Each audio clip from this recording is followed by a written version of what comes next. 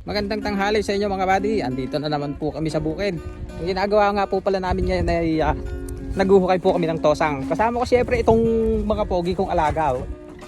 Si Ison at si Nunoy na pogi. Ayun, nasa ilalim. Nunoy, ayos ka lang ba dyan? Nunoy. O, inom muna kayo ng malamig na tubig. Silipin natin mga buddy yung hinuhukay naming tosang. At ayun na nga, may tubig na nga. Konti na lang. At lulubog na si Nunoy.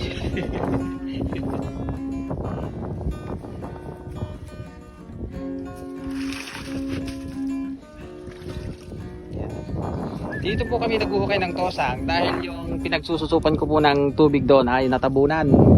Tara, tignan natin mga buddy. Kaya hindi ko na tinuloy na hukayan.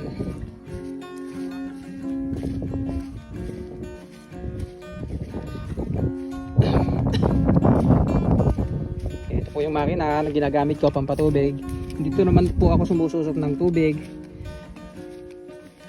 Ayan, dati malalim po yan mga buddy. Pero dahil umulan po ng malakas dito at natabunan na naman po itong pinagsususupan ko ng tubig.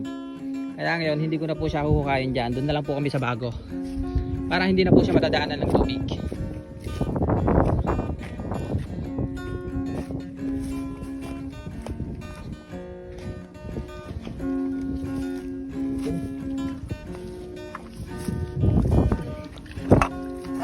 Bigat.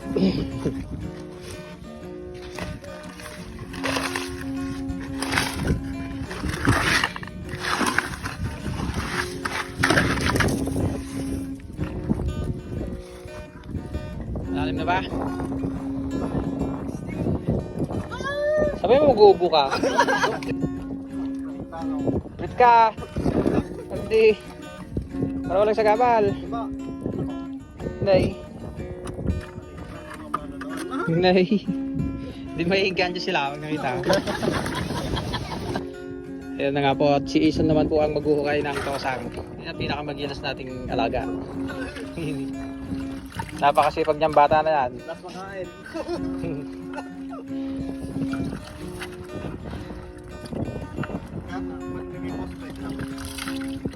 Sige po siyong laga mo. Pilipos tayo na, pwede na. Mamaya ako naman dyan.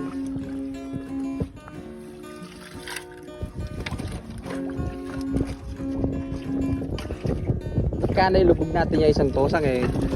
So isa sa tubig. Pwede na. Kulang pa itong tosang na ginawa namin mga buddy. Mga 4 na patong pa siguro para mailubog namin yung dalawa. Malakas na yung balong nun. Pero dahil wala pa po kaming tosang, yun naman po yung susunod namin na gagawin pagtapos namin maghukay dito.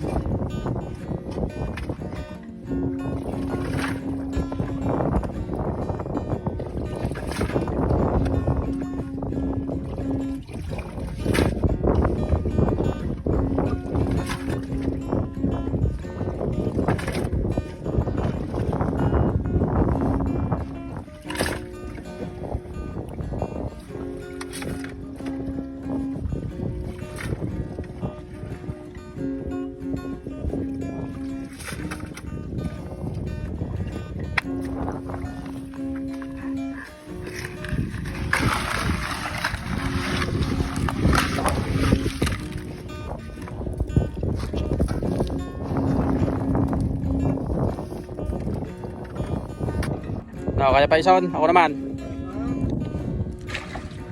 Sabi mo eh. Sasalitan na sana kita eh. Tayo naman doon pumunta mamaya mga buddy. Doon sa loob. Tayo naman naman ng maghuhukay. At baka napapagod na si Ison eh. Kasi parang ganado pa eh oh. Malakas pa eh. Marami kasing nakain eh.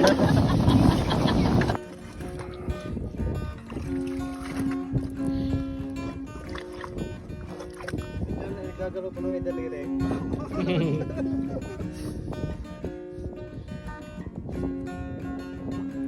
Okay, hanggang dyan na lang muna mga buddy. Maraming salamat, mag-ingat po tayong lahat hanggang sa muli. Bye-bye!